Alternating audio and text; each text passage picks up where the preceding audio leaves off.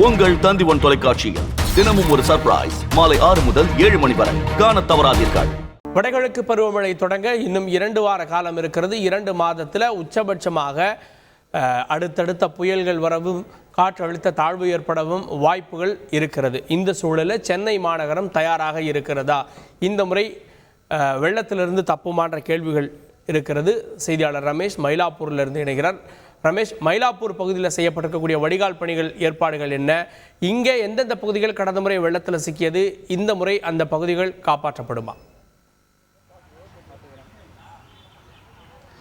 சென்னை தேனாம்பேட்டை மண்டலத்துக்கு உட்பட்ட மயிலாப்பூர், ராயப்பேட்டை உள்ளிட்ட பகுதிகளில் மழைநீர் வடிகால் பணிகள் என்று பார்க்கும்போது கிட்டத்தட்ட 3 கிலோமீட்டர் தூரத்திற்கு 10 கோடி ரூபாய் செலவில் இந்த 2 பகுதியில் மட்டும் மழைநீர் வடிகால் பணிகள் என்பது நடைபெற்று வருகிறது.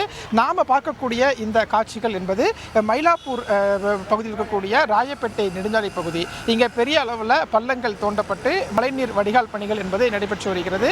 இந்த மயிலாப்பூர் பகுதியில் மட்டும் பார்த்தோம் அப்படின்னா ஒரு 6 கோடி ரூபாய் மழைநீர் வடிகால் பணிகள் நடைபெற்று வருவதாக இங்க இருக்கக்கூடிய அதிகாரிகள் நமக்கு தகவல் தெரிவிச்சிருக்கிறாங்க. ஜேசிபி இயந்திரம் மூலமாக அந்த வடிகால் பணிகள் என்பது ஒரு பக்கம் நடைபெற்று வருகிறது. அக்டோபர் 3வது வாரத்தில் வடகிழக்கு பருவமழை தொடங்கும் என்று சொல்லப்பட்டிருக்கக்கூடிய சூழல்ல 2வது வாரத்துக்குள்ள இந்த பணிகளை முடிக்க திட்டமிட்டிருக்கிறாங்க. இந்த பகுதியில் இருக்கக்கூடிய பொதுமக்களிடமே நாம் கேட்கலாம், அக்கா இப்போ இந்த மயிலாப்பூர் பகுதியில் மழைநீர் வடிகால் பணி எப்போ தொடங்கினாங்க, எப்போ முடிக்கும்னு சொல்லியிருக்கிறாங்க?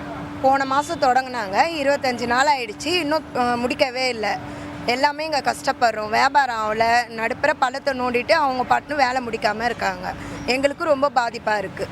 கடந்த முறை இந்த மயிலாப்பூரில் எங்கெல்லாம் தண்ணி தேங்கிச்சு, இப்போ அங்கெல்லாம் பணிகள் நடக்கும்? இங்கே தேங்கலை, அது தேங்கிறது வந்து அண்ணாண்ட சைடு தேங்குச்சு. அதனால் இங்கே தான் பள்ளம் போட போகிறோம் அப்படின்னாங்க. ஒரு 7 நாளில் முடிக்கிறேன்னாங்க. இவ்வளோ நாள் ஆயிடுச்சு. ஓகே, மயிலாப்பூர் பகுதியை பொறுத்த வரைக்கும் PS சிவசாமி சாலை இதுதான் கடந்த ஆண்டு அதிகம் மழைநீர் தேங்கிய இடம். அந்த பகுதிகளில் மையமாக வச்சு இந்த சுற்றுப்புற பகுதிகளில் முழுவதுமே இந்த மழைநீர் வடிகால் பணிகள் என்பது நடைபெற்று வருகிறது. ஐயா, நீங்கள் சொல்லுங்க, இந்த மழைநீர் வடிகால் பணி எப்போ தொடங்கினாங்க, எப்போ முடிக்கும்னு சொல்லியிருக்காங்க? வந்து அந்த ஏரியாவில் கடைசியிலேருந்து இந்த நம்ம அப்போலோ அந்த இசபிள் ஹாஸ்பிட்டலாண்ட தண்ணி தேங்கிச்சு. அப்போ அந்த அந்த இந்த என்ன சாலை இது, இந்த பக்கம் வந்து சிவசாமி சாலையில் அங்கே வந்து ரங்கையா கடனில் வந்து தலைக்கு மேலே வெள்ளம் போகிற மாதிரி வந்த தொட்டு ரொம்ப கஷ்டமாயிடுச்சு.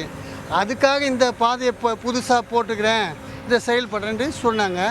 இது நடத்தின்னு இருக்கிறாங்க. பொதுவாக கடந்த காலங்களில் அதிகமாக மழைநீர் தேங்கிய இடங்களை கணக்கிட்டு அந்த பகுதிகளில் மழைநீர் வடிகால் பணிகள் என்பது நடைபெற்று வருகிறது.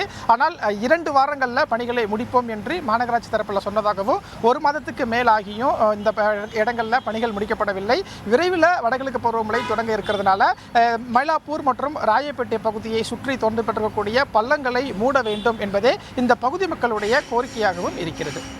மயிலாப்பூர் மற்றும் ராயப்பேட்டை, தேனாம்பேட்டை போன்ற பகுதியில் நடந்து வரக்கூடிய பணிகள் மக்களுடைய கோரிக்கை. கடந்த ஆண்டு எவ்வளோ நீர் இருந்தது அப்படின்னு நிலவரங்களை வழங்கினீர்கள். இணைந்ததற்கு நன்றி ரமேஷ். சென்னை நகரத்தை பொறுத்த வரைக்கும் 3040 கிலோமீட்டர் அளவுக்கான நீளத்தில் இந்த மழைநீர் வடிகால் பணிகள் நடந்து வருகிறது. 4 கால்வாய்கள் மூலமாக இந்த தண்ணீர் கடலில் கலப்பதாக பார்க்கப்படுகிறது. பக்கிங்காம், அடையாறு, கூவம், கொசஸ்தலை இங்கெல்லாம் தூர்வாரப்பட்டு இந்த நீர் தேங்கக்கூடிய இடங்கள் இங்கிருந்து எவ்வாறு வெளியேற்றுவது அப்படின்றதுக்கான பணிகள்லாம் முடுக்கிவிடப்பட்டிருக்கிறது. உங்கள் தந்திவன் தொலைக்காட்சியில் தினமும் ஒரு சர்ப்ரைஸ் மாலை 6 முதல் 7 மணி வரை காண தவறாதீர்கள்.